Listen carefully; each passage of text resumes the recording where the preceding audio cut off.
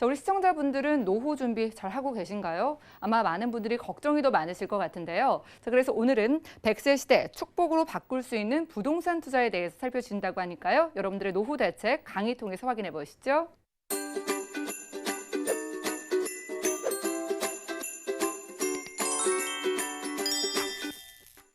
네, 정말 이제 뭐 100세 시대라는 게 그렇게 낯설지가 않습니다. 네, 벌써 2009년에 이제 유엔에서는 이제 그 호모 헌드레드 시대다 뭐 이렇게 해서 이제 앞으로 인류는 100세까지 사는 게 아니라 그렇죠. 뭐 100세인 사람들이 그냥 뭐 길 가다 지나서 뭐 나이가 어떻게 되셨어요? 그러면 아, 저 100세예요. 뭐 이렇게.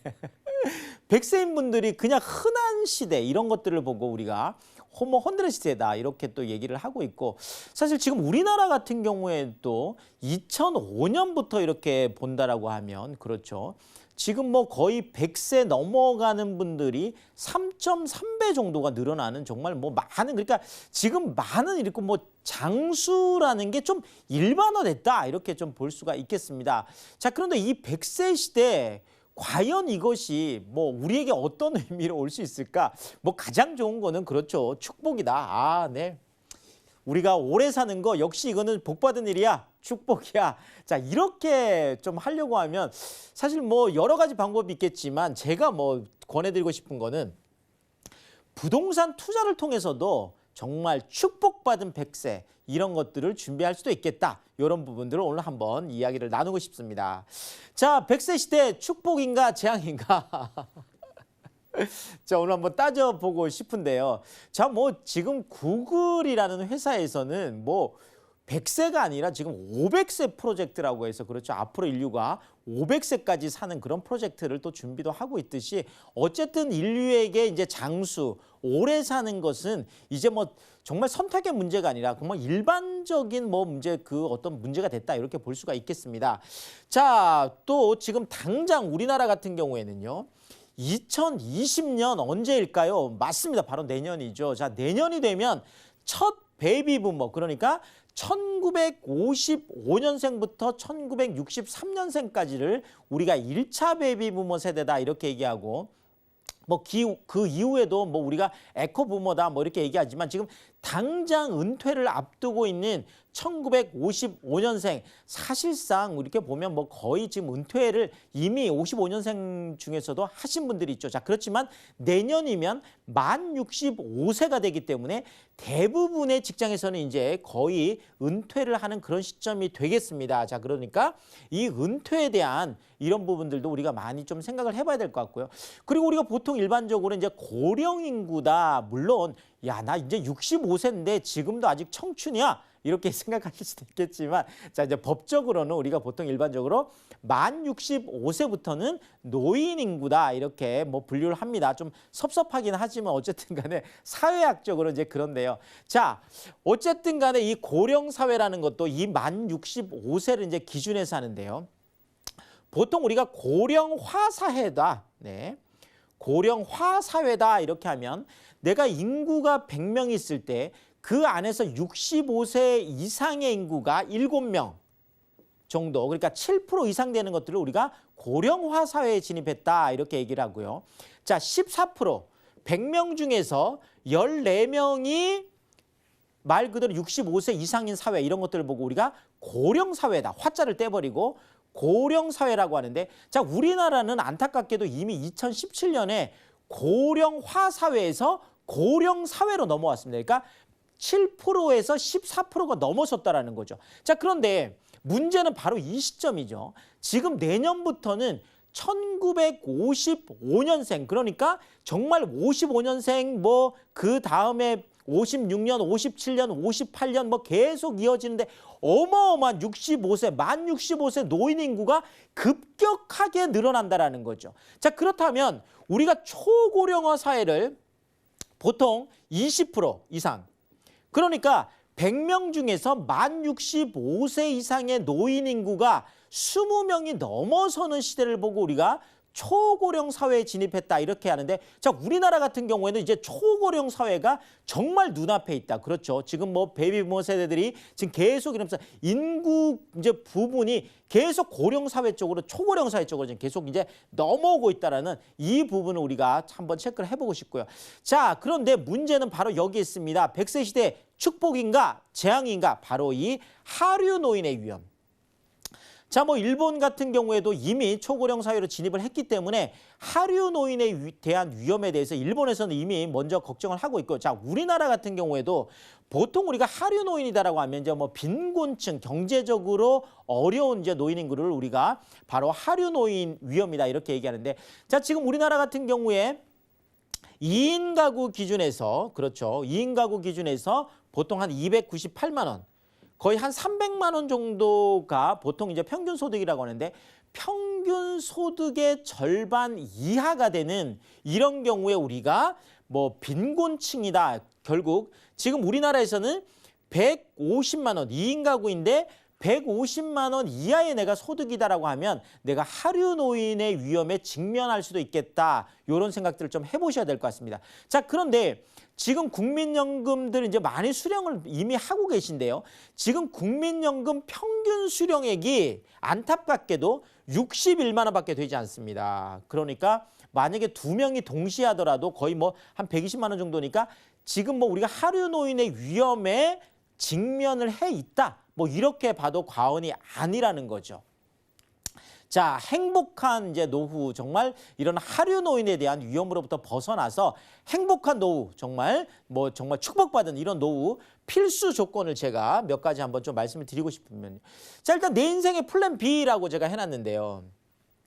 자, 물론 플랜 A는 지금 하고 있는 바로 그 직장, 그렇죠. 지금 노동소득이나 사업소득을 통해서 하고 있는 그 부분들을 뭐 열심히 하면 되겠습니다. 자, 그렇지만 그것이 언젠가는 끝날 시점이 있다라는 거죠. 바로 노동소득이라는 거는 이제 계속 뭐 이렇게 나올 수가 없는 거잖아. 뭐 나이가 들면 은퇴를 해서 더 이상 일을 할 수 없는 경우도 있고 나이가 들면 내 건강을 잃어서 또 할 수 없는 경우도 있고 이러다 보니까 노동소득보다는 자본소득 쪽에 좀 관심을 가질 수 있는 뭐 결국은 내가 일하지 않아도 꼬박꼬박 정말 월급처럼 꼬박꼬박 연금처럼 나올 수 있는 그런 소득을 우리가 자본소득이다. 결국 자본을 활용해서 우리가 소위 말하는 캐피탈 게인이 되겠죠. 이런 것들을 우리가 좀 준비를 해야 되겠다는 거고. 자, 이때는 말 그대로 차익보다는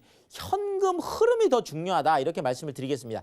자, 보통 우리가 그냥 일반적으로 부동산 투자라고 하면 지금까지는 차익만 내는 것들을 많이 생각을 해왔었거든요. 자, 그런데 이 차익 쪽으로만 집중을 하다 보면 나중에는 그것이 실제로 현금화되지 않음으로 인해서 그럴 수도 있고 그것을 또 한꺼번에 현금화하는 과정에서 많은 또 어려움들이 있고 또 세금에 대한 부담들이 많이 있거든요. 자, 그렇지만 현금 흐름 꼬박꼬박 연금처럼 꼬박꼬박 월급처럼 정말 내가 나중에 은퇴를 하고 나서도 정상적으로 근로를 할 때처럼 이런 시스템을 만들어 놓는다고 하면 이거보다 사실 더 좋은 게 없잖아요. 이것을 바로 제가 내 인생의 플랜 B다. 그렇죠. 자, 결국 이것을 언제 준비할 거냐라는 거예요. 근데 많은 분들이 최근에는 정말 우리가 뭐 100세 시대 이런 것들이 일반적이다 보니까 정말 뭐 세미나 같은데 제가 이렇게 보면 한 20대, 30대 초반 분들도 꽤 많이 오시거든요.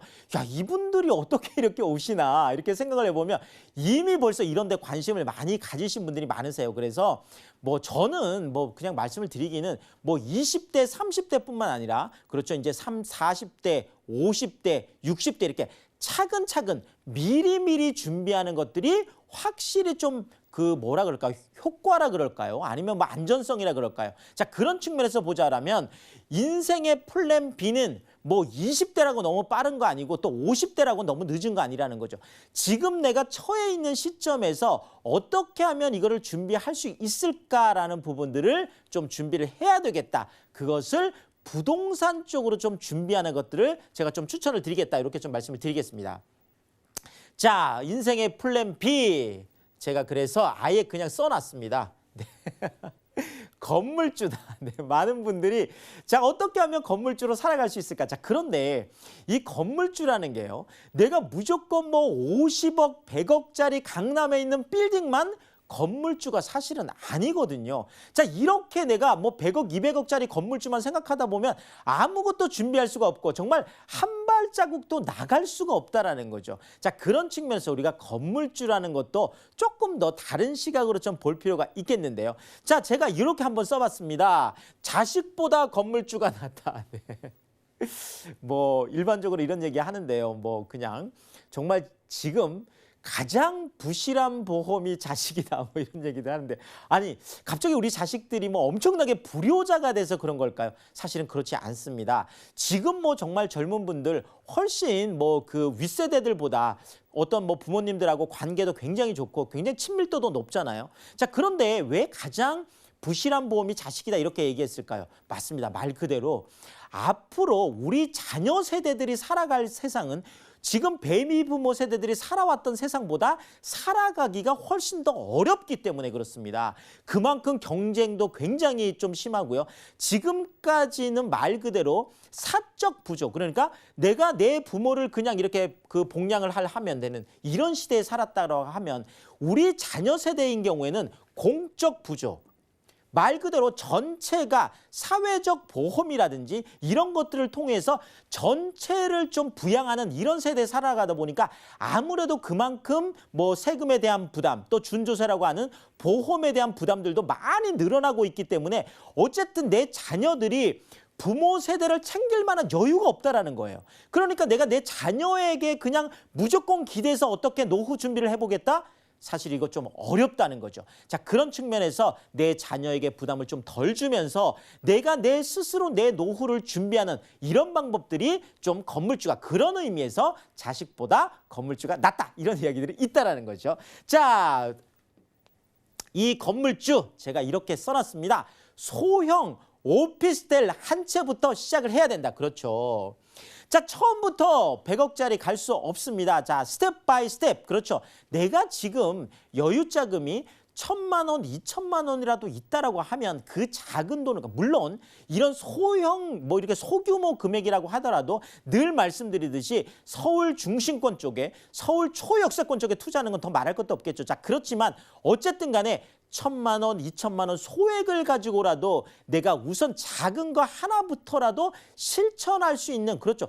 사실 그렇잖아요. 뭐 100억짜리는 그만큼 투자해서 그만큼 소득이 나오는 거지만 내가 작게 투자하면 작게 소득이 나오더라도 내가 그것을 건물주로 살아가는 어떤 방법 시작이라는 거죠. 그래서 한 채부터 시작하고 그 다음에 두 채, 세 채 그러다가 나중에 뭐 소규모 이제 뭐 빌딩이나 이런 것들도 할 수 있으니까 이렇게 처음부터 작게 좀 시작을 했으면 좋겠다. 이런 말씀 드리겠습니다.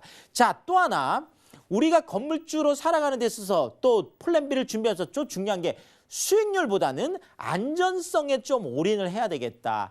내가 소득이 있을 때는 이런 것들을 좀 헤쳐나갈 수가 있습니다. 자, 그렇지만 소득이 없을 때는 공실이 난다든지 그렇죠. 내가 공실이 나면 뭐 그쪽에서 당연히 뭐 임대소득 안 들어오잖아요. 자, 공실이 나면 관리비를 또 내가 내야 되는 경우가 또 생기게 되겠죠.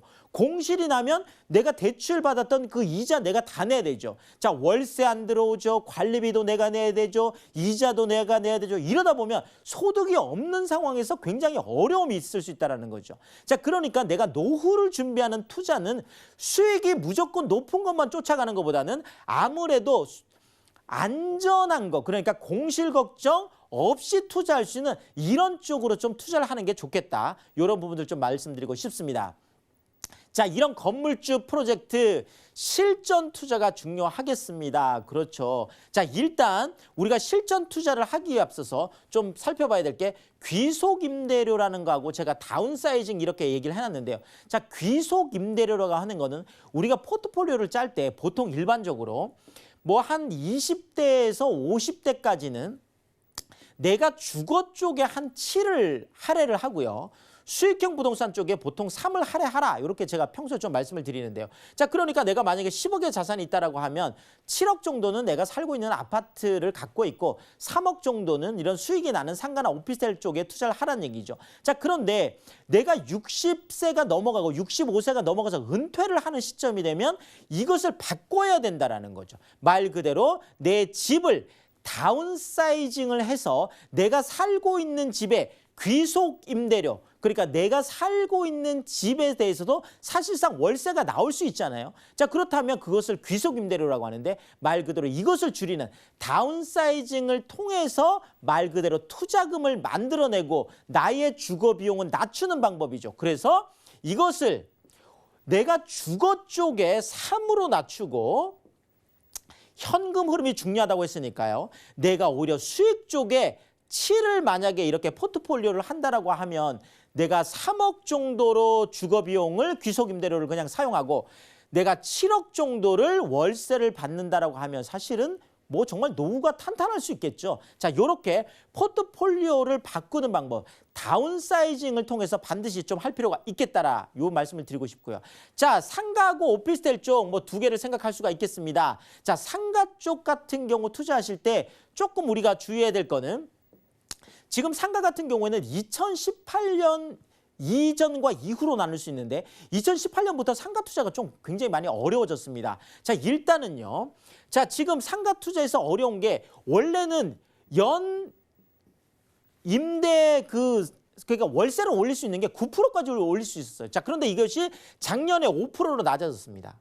자, 여기에다가 계약갱신 청구권이라고 해서 세입자가 지금까지는 무조건 5년까지 보장을 해줘야 되는데 앞으로는 10년까지 보장을 해주어야 된다는 거죠. 자, 여기에다가 RTI라는 개념을 도입을 해서 말 그대로 월세 소득 대비해가지고 내가 대출을 받을 수 있다 보니까 지금까지 상가, 우리가 소위 말하는 꼬마 빌딩이라고 하는 것들은 좀 이렇게 허름한 건물, 그러니까 월세가 많이 안 나오는 것들을 내가 대출을 많이 내서 한 다음에 그것을 리모델링을 해서 하는 방법을 했었는데 지금은 이런 방법들이 좀 어려워졌다는 거죠. 말 그대로 지금 당장 월세가 많이 나오지 않는 것들은 그 부분에 대해서 월세가 많이 나오지 않기 때문에 그렇습니다. 자, 이런 부분도 체크를 해봐야 될 것 같고요. 자, 지금 주거용 오피스텔 같은 경우에는 사실 금리가 많이 낮아지면서 소액으로 좀 접근하기에는 굉장히 좋겠다. 자, 그렇지만 오피스텔도 무조건 덥석덥석 할 건 아니죠. 그렇죠. 오피스텔 같은 경우에도 당연히 입지를 따져봐야 되겠습니다. 그래서 늘 서울 중심권 안에 해야 된다. 또 초역세권 안에 해야 된다. 뭐 정말 도보로 제가 5분 거리 이내 늘 말씀드리는데 오피스텔 같은 경우에도 사실은 옥석을 가려서 반드시 투자를 해야 되겠습니다. 특히나 이제 이런 쪽들은 제가 뭐 세미나에서 뭐 자세하게 좀 말씀드리니까 요거 좀 활용하시면 좋을 것 같고요. 자, 또 하나가 입지하고 통건물 중에서 우리가 따져봐야 될 것 같은데, 자, 통건물 같은 경우에 뭐 사실 투자 금액이 많이 없다 보니까 사실 입지를 많이 벗어나서 하는 경우가 많거든요. 자, 통건물을 하는 것보다는 오히려 입지가 작은 쪽에 부분적으로 포트폴리오를 짜서 이렇게 투자하는 것도 좋겠다. 자, 어쨌든 결론은 이겁니다. 내가 수익형 부동산도 첫 번째도 입지, 두 번째도 입지, 세 번째도 입지, 정말 입지가 너무나 중요하기 때문에 항상 수익형 부동산도 입지를 보면서 투자를 할 필요가 있겠다. 이래야지 우리가 100세 시대 축복으로 정말 투자할 수 있겠다. 이렇게 정리를 드리겠습니다. 유재성 대표님의 무료 세미나 소식입니다. 매주 수요일과 토요일에 진행되는 세미나에 자세한 일정과 장소 또 예약 문의는 023153-2668번으로 연락 주시면 되겠습니다. 부동산 올인원 시청자 참여 방법입니다. 023153-2668번으로 전화 주시거나 013-3366-0110번으로 상담 원하시는 내용을 문자로 남겨주시기 바랍니다. 방송이 끝난 후에는 서울경제TV 홈페이지와 네이버 TV의 센TV 부동산 사람들을 통해 시청자 참여가 가능합니다.